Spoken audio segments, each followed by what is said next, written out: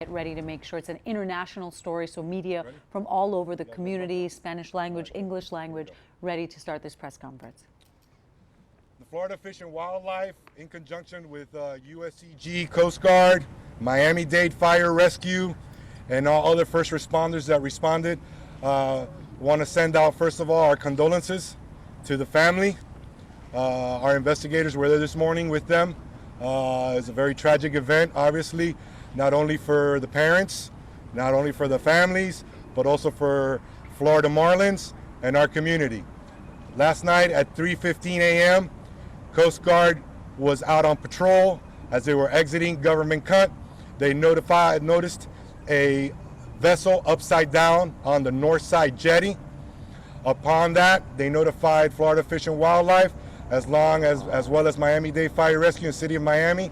All units responded to the scene, where we did find 3 males that were confirmed dead on scene.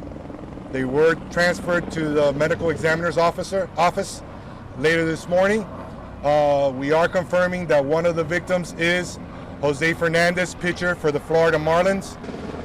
It is a tragic loss, not only for the family, for friends, but for the Marlin community, the state of Florida, Major League Baseball, and anyone who met this gentleman. He was a pillar to our community. He was involved in everything that he could be to give back. It's a great loss, a tragic loss. There are several people that are hurting today, and we send our condolences to everyone. Coast Guard responded, as well as FWC, Miami-Dade Fire Rescue, City of Miami. Upon arrival, the boat was a 32-foot CV that was found laying on the north jetty upside down. At the time of discovery, there was 3 people found. 2 of them were under the vessel. 1 was in the water.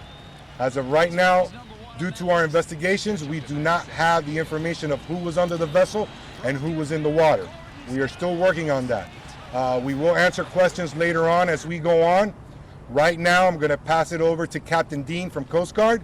She'll explain everything from the Coast Guard perspective, and we'll continue. Thank you. Captain Dean. Hi, good morning. I'm Captain Megan Dean. I'm the commander of Coast Guard Sector Miami. I just want to echo Officer Velos' condolences on behalf of the Coast Guard to the family of those involved, as well as the Marlins team and Marlins community. As Officer Velos explained, a little bit after 3 a.m. this morning, a boat from Station Miami Beach came across a vessel on the north jetty of Government Cut when they were headed out for a routine patrol. They came up to the vessel, noticed the navigation lights were still on, and that there was debris in the water. We immediately issued an urgent marine information broadcast, contacted Miami-Dade Fire and Rescue, Miami Beach Police Department, as well as Florida Fish and Wildlife and Conservation Commission. We also launched a helicopter. We continued searching until it was confirmed that there were no other individuals in the water. And with that, I'll go ahead and turn it over to Captain Reyes from Miami-Dade Fire and Rescue. Thank you. Good morning, Captain Reyes, Leonel Reyes, Miami-Dade Fire Rescue, Marine Services Bureau. At 3:50 approximately a.m. this morning, the Miami-Dade Fire Rescue fireboat received a call of a capsized vessel in the vicinity of Government Cut. Upon arrival, the fireboat found the vessel to be on top of the jetties on the north side towards the entrance of the Miami Harbor. When the fireboat arrived, they deployed 2 divers who immediately found 2 bodies underneath the vessel and then found an adjacent body on the south side of the jetties. The 3 bodies were recovered and later on brought over to Coast Guard Sector Miami for identification. Our condolences go to the family of the accident victims, and we also had other agencies working along with our other rescues. We had approximately 8 divers on scene upon retrieval of the victims. Any other questions? From your initial investigation, can you guys tell how this happened or any idea of what exactly happened? We can only see that the vessel hit the rocks and capsized. That's the only thing that we were able to see upon arrival. Just a minute, sorry. We'll finish the brief and then we'll take questions afterwards. All right, anybody? We good? Okay. Go ahead. Anybody have any questions now? We can go ahead and take questions. It does appear that speed was involved due to the impact and the severity of it. It does appear to be that they were coming at full speed when they encountered the jetty and the accident happened. We have to ask any alcohol. As of right now, there was not much evidence on the vessel. Everything was in the water. There is no indication of alcohol or any type of illegal drugs involved. Right now, the bodies are at our medical examiner's office, and the autopsy will determine that. Have you ruled out the possibility there were other victims? As of right now, the possibility of other victims does not exist. We did confirm with the family that there were only 3 people on the vessel, and all 3 have been accounted for. From the indication of where the vessel was found, it appears they were coming south and they hit the north end of the jetty, and that's where the vessel turned upside down and flipped and was found.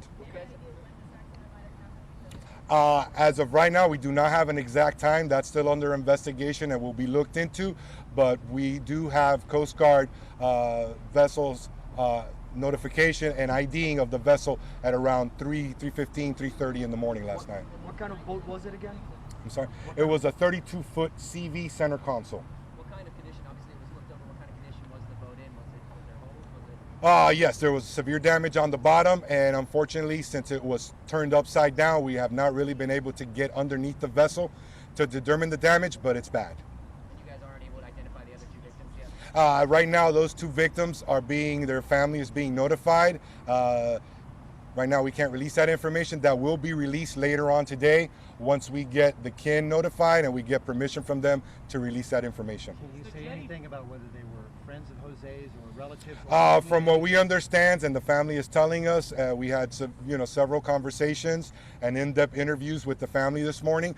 They were personal friends. There was only 1 athlete, which is Jose Fernandez, that was found on the boat.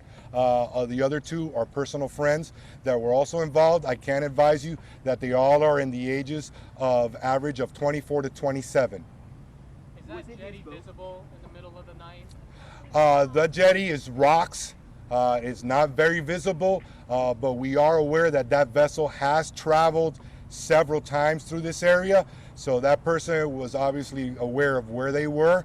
Unfortunately, sometimes at night you deviate because there are no lights out there and you can't see anything. So we're going to look into that during our investigation and find out more and advise you guys on more as it comes in. That's a good point. Any boaters?